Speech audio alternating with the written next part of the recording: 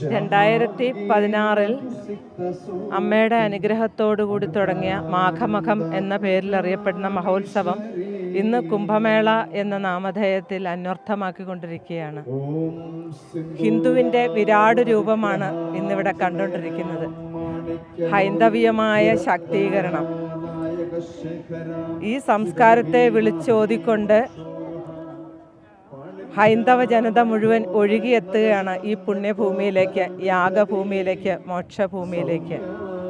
ഈ രണ്ട് കരകളെയും അനുഗ്രഹിച്ചുകൊണ്ട് ശ്രീമാതാ അമൃതാനന്ദമയി ദേവിയുടെ മുഖ്യ രക്ഷാധികാരിത്വം വഹിച്ചുകൊണ്ട് ഈ ഒരു മഹാകുംഭമേള നീങ്ങുമ്പോൾ അമ്മയുടെ അനുഗ്രഹം കൊണ്ട് ഇതൊരു മഹാസംഭവമായി മാറും എന്നത് നമ്മുടെ എല്ലാവരുടെയും വിശ്വാസമാണ്, പൂർണ്ണമായ വിശ്വാസം തന്നെയാണ്. ഒരു ചെറിയ അരുവിയായി, ഒരു നദിയായി, ഒരു മഹാസമുദ്രമായി ഇന്ന് കുംഭമേള മാറുകയാണ്.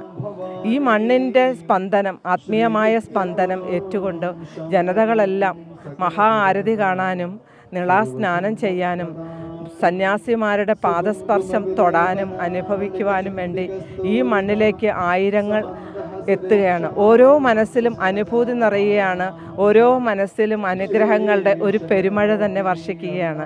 അതുകൊണ്ട് തന്നെ ഒരു അനൗൺസ്മെൻറ്റും ഇല്ലാതെ തന്നെ ജനങ്ങൾ സ്വമേധയാ ഇവിടെ എത്തുകയാണ്. കുംഭമേളയുടെ മഹത്വവും അതുതന്നെയാണ്. നമ്മൾ ആരെയും അറിയിക്കേണ്ട, എല്ലാവരും സ്വമേധയാ അറിഞ്ഞുകൊണ്ട് തന്നെ താനും ഈ കുംഭമേളയ്ക്കുണ്ട്, അതിൻ്റെ അനുഭൂതി നുകർന്നുകൊണ്ട് ഓരോരുത്തരും പോവുകയാണ്, കടന്നു പോവുകയാണ്. ഇന്നത്തോടുകൂടി മഹാകുംഭമേളയുടെ സമാപനം കുറിക്കുമ്പോഴും ഓരോ മനസ്സുകളും വിങ്ങുകയാണ്. അടുത്ത വർഷം വരെ ഇത് കാത്തിരിക്കേണ്ടി വരുമല്ലോ എന്നോർത്തിട്ട്. എന്നാൽ ഹൈന്ദവ ജനതയുടെ ശാക്തീകരണമാണ്, അതിൻ്റെ ഒരു പൂർണ്ണ വിരാട് രൂപമാണ് നമ്മൾ ഇന്നിവിടെ ഈ കാണുന്നത്. ഇതിൻ്റെ അവസാന ഭാഗമായിട്ട് നമ്മൾ പൂയത്തിൻ്റെ അന്ന് സ്കന്ദപൂജ നടത്തി, ആയില്യത്തിൻ്റെ അന്ന് സർപ്പപൂജ നടത്തി. ഇന്ന് മകൻ തൊഴലാണ്. മകൻ തൊഴലിന് ആയിരക്കണക്കിന് അമ്മമാരിരുന്ന് ലളിതാ സഹസ്രനാമം ചൊല്ലി ദേവിയെ പ്രസാദിപ്പിക്കുകയാണ്. ത്രിമൂർത്തി സ്നാനഘട്ടത്തിൻ്റെ മധ്യത്തിൽ രാജരാജേശ്വരി വസിക്കുന്നു എന്നുള്ളതാണ് ഇവിടുത്തെ സങ്കല്പം. ആ ദേവിയെ ഉണർത്തലാണ് ലളിതാ സഹസ്രനാമത്തിലൂടെ, 1000 കണ്ഠങ്ങളിലൂടെ ലളിതാ സഹസ്രനാമം സ്തോത്രം അവിടെ പാരായണം ചെയ്യുകയാണ്.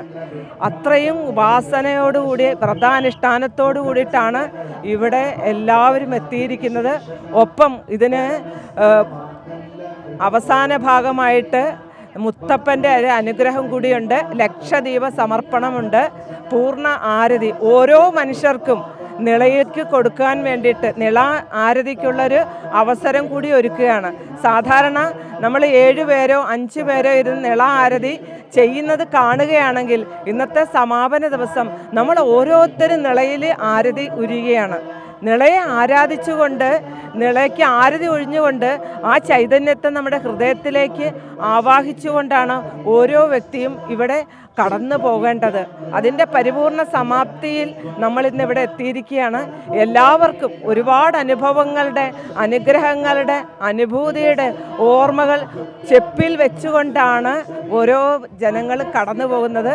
പലരോടും ഞാൻ പറയാറുണ്ട്, ഇത്രയും ദിവസം കുംഭമേള എന്ന് പറഞ്ഞ് ഞങ്ങൾ വീട്ടിലുള്ള എല്ലാവരും ഇവിടേക്ക് ഒഴുകുകയാണ്. ഇപ്പോൾ ഓരോ വീട്ടിൽ നിന്നും, ഓരോ ഭവനത്തിൽ നിന്നും ഒരാൾ പോലും ഇവിടെ പങ്കെടുത്തിട്ടുണ്ടെന്നുള്ളതാണ് ഇതിൻ്റെ മഹത്വം. ഇന്ന് എല്ലാവരും കൂടി ഈ നിളയുടെ തീരത്തെത്തി.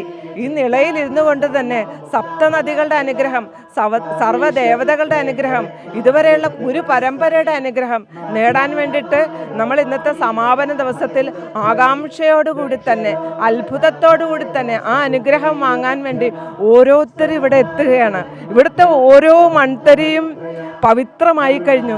ജപം കൊണ്ടും തപം കൊണ്ടും യാഗം കൊണ്ടും നിരവധി ഹോമങ്ങൾ ചെയ്തിട്ടും ഓരോരുത്തരും അവരവരുടെ സംഘടനയിലെ നാമാർച്ചനകൾ ചെയ്തുകൊണ്ടും വേദപാരായണം നടത്തിക്കൊണ്ടും സഹസ്രനാമം പാരായണം ചെയ്തുകൊണ്ടും കൂടാതെ പല ആചാര്യ ശ്രേഷ്ഠന്മാരും സത്സംഗങ്ങൾ പറഞ്ഞുകൊണ്ടും ഇവിടെ എല്ലാവരും അറിവിലും ആചരണത്തിലും പൂർത്തിയായിരിക്കുകയാണ്. നമുക്ക് അറിവും വേണം, ആചരണവും വേണമെന്ന് പറയും. ഇത് രണ്ടിൻ്റെയും പൂർത്തീകരണമാണ് ഈ നിളാനദിയിൽ കാണുന്നത്. കാരണം പണ്ട് ആചാര്യന്മാർ ഈ മണ്ണിൽ സംവദിച്ചിരുന്നു, ചർച്ചകൾ നടത്തിയിരുന്നു, യാഗങ്ങളും ഹോമങ്ങളും തപവുമൊക്കെ ചെയ്തിരുന്നു എന്നുള്ളതാണ് ചരിത്രം. ആ ചരിത്രത്തെ അനാവരണം ചെയ്ത് അതിൻ്റെ ചെപ്പുകളെ മൂടി തുറന്നെടുത്തുകൊണ്ട് തന്നെ ഇന്ന് നമ്മൾ യാഗങ്ങളും യജ്ഞങ്ങളും സംവാദങ്ങളും സംഭാഷണങ്ങളും സത്സംഗങ്ങളും നാമസങ്കീർത്തനം കൊണ്ട് മുഖരിതമായി കഴിഞ്ഞു. നിള ഇന്ന് പുളകിതയായിരിക്കുകയാണ്. നമ്മളെക്കൊണ്ടും നിള പുളകിതയായി, നിളയെക്കൊണ്ടും നമ്മളും അനുഗ്രഹീതരായിരിക്കുന്ന ഈ പുണ്യവേളയിൽ, സമാപന വേളയിൽ എല്ലാവരും ഭക്തി നിർഭരമായ മനസ്സോടുകൂടി അതിൻ്റെ പരിസമാപ്തി കാണുവാൻ കാത്തിരിക്കുകയാണ്.